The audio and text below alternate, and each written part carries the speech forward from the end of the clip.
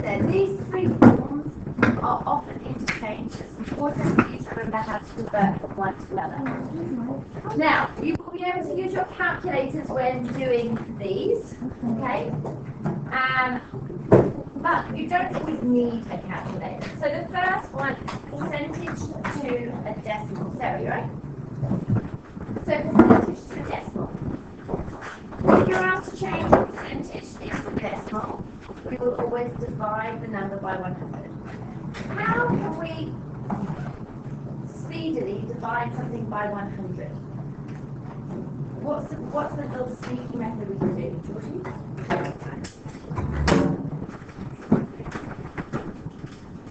So if I had 67, how could I divide that quickly by 100? Say it. Don't know. Anyone?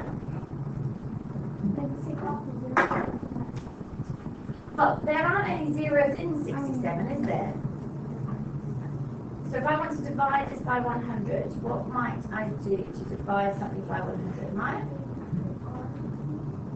If I was putting on two zeros, is this number, if we're dividing something, our number's probably getting smaller, isn't it? So does that look smaller than we started with? So maybe that's not the best option. What might we be doing, Jane? So you call it decimal place, and so you're going to move the decimal place from after the second 2 times to the left. Lovely. Okay. Remember that 67% has a secret decimal point there. You don't write it because it's at the end of the number, yes? But to divide something by 100, what we're actually doing is moving our digits, but it's sometimes easier to think about moving our decimal point. So we could move our decimal point 2 places. Now, who thinks that they could tell me why we're moving it 2 places when we're dividing by 100? Why not? That is exactly why. 100 has 2 zeros, and so we're moving our decimal point 2 places. Okay? So if we move our decimal point 2 places, it's very clear from this crazy drawing on the diagram that my answer is going to be 0. Oh my word. Let's try my up. Oh no. So 67 had our decimal point, we moved it 2 places, so we got 0.67. Wow, that's a good mission, wasn't it? Okay.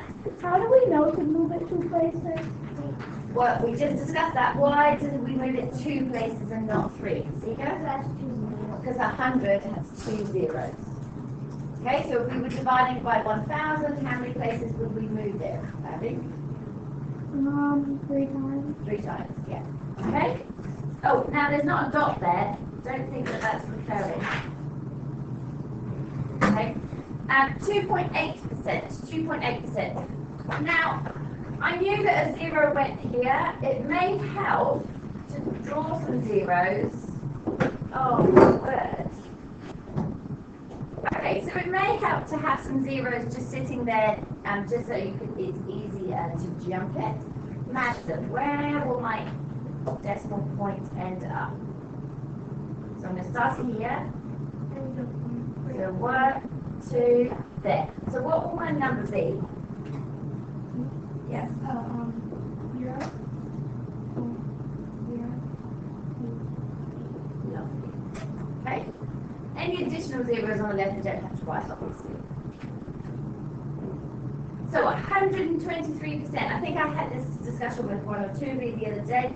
You can have more than 100% of something, okay? But we don't often see it. But just so that we are aware, if we had 123%, what would that be as a decimal? So at the moment, our decimal point is sitting there. Other Maya.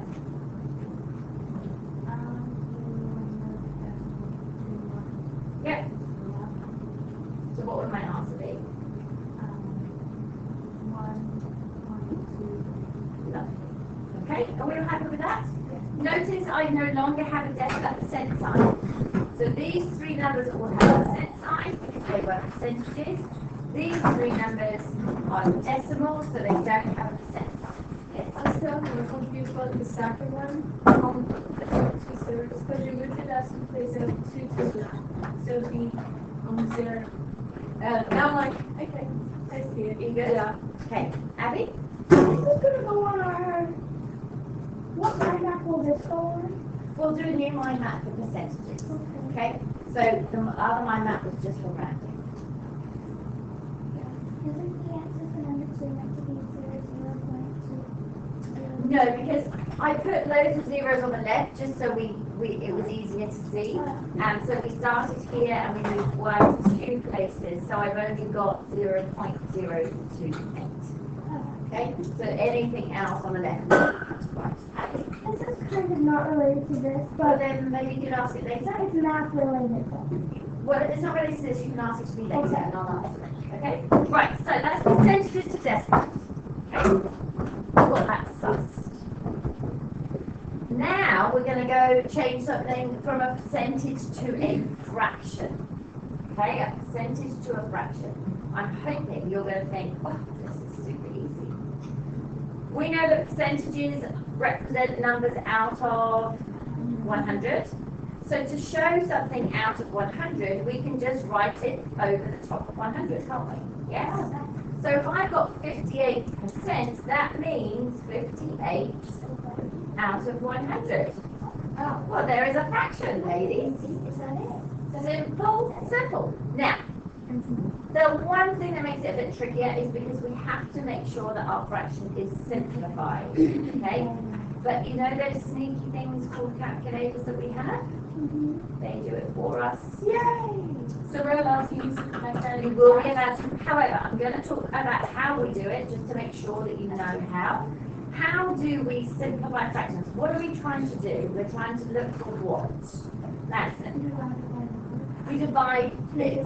We simply divide it. We have to divide both of the numbers by the same value, yes?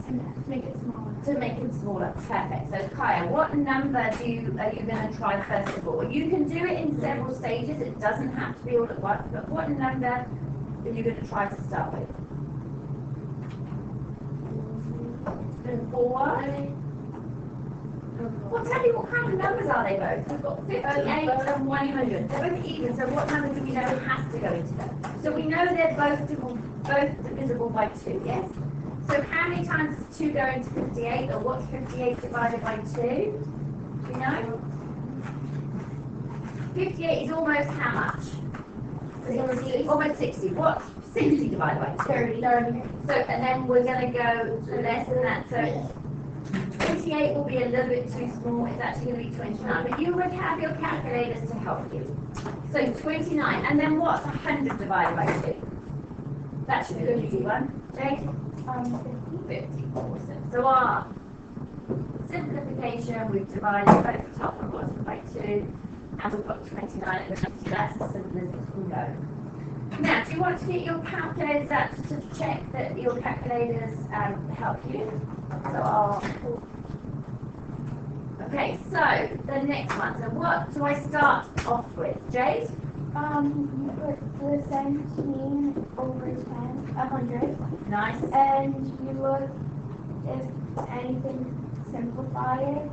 And 17 isn't an even, and 100 is, but so nothing can happen.